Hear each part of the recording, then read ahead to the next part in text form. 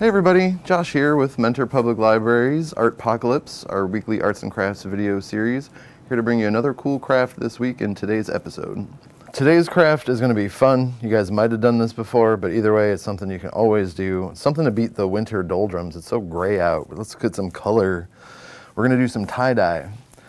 So what you'll need are shirts or whatever, if you want to do a bed sheet or whatever. I just have some shirts I bought at the store. I have a tray that I'm going to use because we're dyeing stuff. You don't want to get it on your furniture or your countertops. You'll need your dye. You can pick up these kits from the craft store. Comes already with the dye in the bottle. All you have to do is add water. And then I would recommend picking up some of this from the craft store too. This is called soda ash. It's a fancy word for sodium carbonate, which is baking soda minus carbon molecule. You can make your own by spreading out baking soda on a baking sheet and putting it in the oven for about an hour. And then what you'll want to do is dissolve this in some warm water and then soak your shirts in it, because that's going to lower the pH of the fabric, because what your dyes are is acidic. So you want your shirts to be more basic so the dyes react and it makes the color bolder, brighter, better. So I'm going to do a couple shirts. I'm going to show you guys some techniques for how to make cool tie-dye patterns. Move this for a second. So there are tons of options.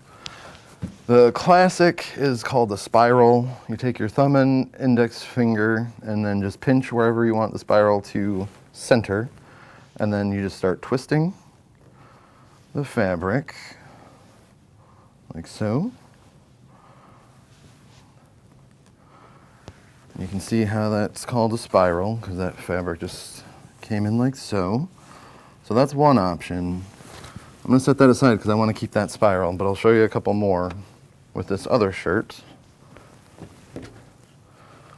So there's another one that's just called Crumple. You just take all your fingers and just start gathering up the fabric if you have a cat at home and it's pawing at you, you just do the same thing to the shirt. You just gather it all up like so. Because what's going to happen is the dye is going to go onto the shirt and it's going to resist dyeing areas where there are folds in the fabric, right? So you can use rubber bands. I've been doing tie-dye for quite some time. I don't really use rubber bands anymore. I just let this sit in a tray. It's already folded, it's ready to go, but you can just kind of gather that up and wrap that around in a couple different spots here if you wanted. Same with the spiral, same with whichever one you're doing. So that's Crumple, that's one of them. There's also, it's just called I think fold, I can't remember, but you basically just start gathering up like an accordion. You just start pushing the fabric up so it makes these little pleats. And you can kind of trace it however you want across the shirt. Make it all zigzaggy and stuff like that. So then the tie-dye effect would show up here. And you can do like a crumple effect on the ends if you wanted, or just leave them and dye them something else. Or just leave them white. But who likes white t-shirts? Not me. So that's another option. And there's also something called a bullseye, where basically, kind of like with your spiral, you take your thumb and forefinger and then just grab it wherever you want the bullseye center to be, and then just pull the shirt up. So it makes one long thing. And then this is where you would use rubber bands, so you can tie around here and clamp down kind of where you want the color changes to start, and it'll have different circles of different sizes out, which is pretty cool. So, which one do I want to do? We'll do the fabric fold, because I think that looks cool on this one. So we'll just do that real quick. Revisit that. Just come straight across, like so. Bring my spiral in here. And the spiral's cool because you can do a couple different things with your dyes. You can either do coloration like in a pie. So you just do like 3 little triangles of color, or however many colors you have, split it up. Or you can follow the spiral and just do like little concentric circles of color, and it'll have a different effect when you unroll it. So we'll just do a little pie thing. And like, you can use whatever colors you want. You don't have to do these. I just had these laying around. I'll saturate it.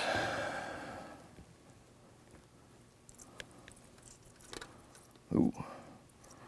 And warning to parents, if you're going to buy these bottles from the craft store, they are not the best bottles in the world. They tend to leak. So if you're mixing up your dye or doing stuff, you're definitely going to want to wear gloves, unlike me, because you can see what's happening to my skin. And you're definitely going to want to, when you're shaking up the dye, use like a paper towel to cover the top of it so that it doesn't go flying everywhere. All right. So there's one. Push that in a little bit. And then we're going to do this one too. Put that in there. Oop, I'm getting dye everywhere. This is why you're going to want to have a tray down and do it somewhere where you don't mind getting a little messy, because you're going to get dye on lots of stuff. You don't want your parents yelling at you, right?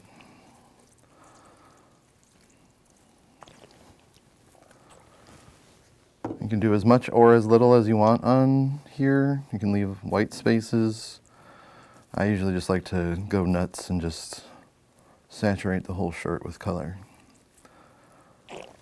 So then once you're done dyeing, you can put some cling wrap over it or just let it sit. And then I usually leave them overnight. It's best to just leave them for a couple hours so that the dye has a chance to set. And then through the magic of film, I guess, presto, changeo. So this is the spiral. And you can see how that's the pie spiral when you want the dyes in the little triangles. So that turned out pretty cool. And then you also have the fabric fold, and that's what that looks like. So you can see where you made those pleats, right? And that's pretty cool. So have fun.